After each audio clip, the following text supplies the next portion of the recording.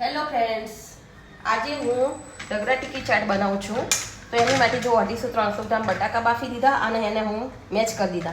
હવે એની અંદર હું શું શું નાખું છું એ દેખો. આ ધાણા નાખું છું, ના જીરું નાખું છું, ધાણા નહીં જીરું. આ જીરું નાખું છું, આમચૂર પાવડર અડધી ચમચી, પછી કોર્નફ્લોર લોટ, અને ચોખાનો હોય ને તો પણ ચાલે, અને લીલા ધાણા, અને સ્વાદ પ્રમાણે મીઠું. હેલો ફ્રેન્ડ્સ, દેખો આલુ ટીકી મારી તૈયાર થઈ ગઈ છે. અને એના હું નોનસ્ટિકના તવામાં થોડું તેલ નાખી અને આ રીતે શેકવા માટે મૂકી દઈશ. અને બંને બાજુ શેકાવા દેવાની, અને બ્રાઉન કલરની થાય એટલે બંને બાજુ પલટી અને શેકી અને પછી એને એક બાજુ કરવાની, અને એના સાથેનો ચાટ બનાવીશ એ પણ હું તમને આગળ બતાવું. આજે મારી ટીકી તૈયાર થાય છે. તો એની સાથે ખાવા માટે જે રગડો બનાવું છું એના માટે મેં લીલા વટાણા લીધા, 2 ટામેટા લીધા, 2 બટાકા લીધા. એની અંદર આ એક ડુંગળી નાની સમારી નાખવાની, થોડો ચપટીક ખાવાનો સોડા, સ્વાદ અનુસાર મીઠું લેવાનું, અને હળદર લેવાની ચપટી. આ બધું મિક્સ કરી અને આની અંદર 2 ગ્લાસ પાણી મેળવાના અને બાફા મૂકી દેવાના. એટલે રગડો તૈયાર થાય પછી બતાવું.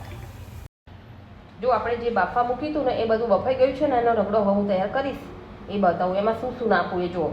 હવે એની અંદર નાખવાનું, હવે આમાં આપણે જે બટાકા બાફા મૂક્યા હતા ને એ આ રીતે ક્રશ કરી દેવાના અંદર.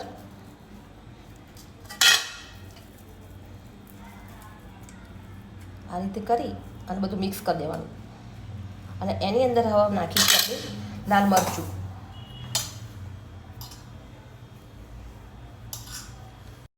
જે આપણે રગડો બનાવ્યો છે એના માટે તડકો મારવા માટે મેં આ તેલ મૂક્યું છે હવે. અને એની અંદર આ જીરું નાખીશ. જીરું ફૂટે એટલે અંદર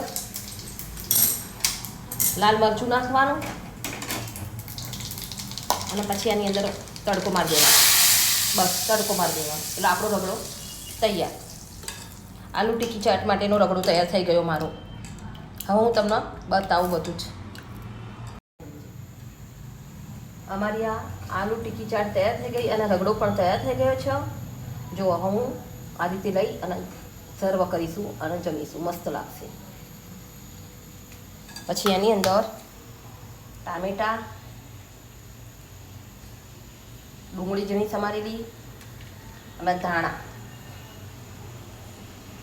આ બધું નાખી અને સર્વ કરવાનું, ખાવાનું.